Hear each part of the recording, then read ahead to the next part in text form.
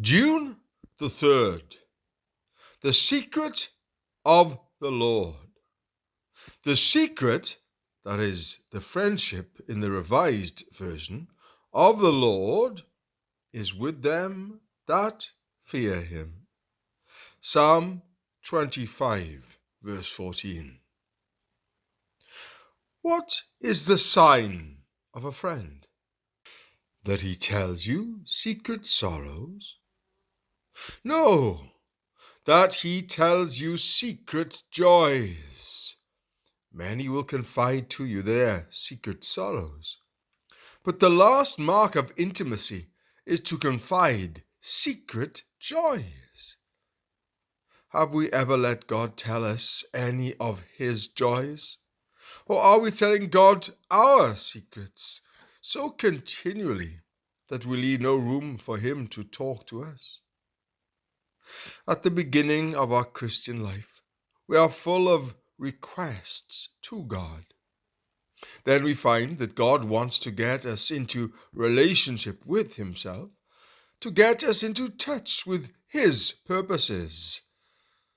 Are we so wedded to Jesus Christ's idea of prayer, "Thy will be done," that we catch the secrets of God?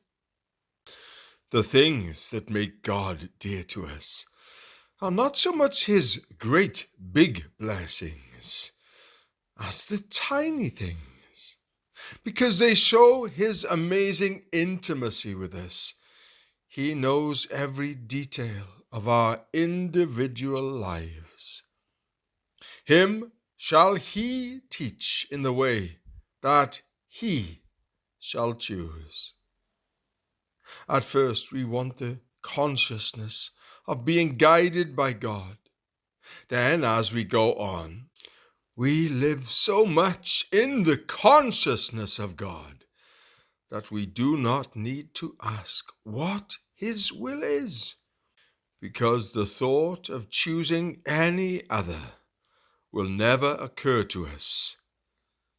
If we are saved and sanctified, God guides us by our ordinary choices.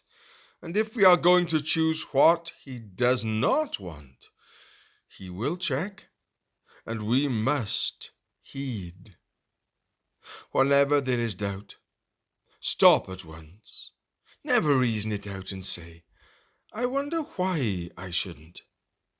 God instructs us in what we choose.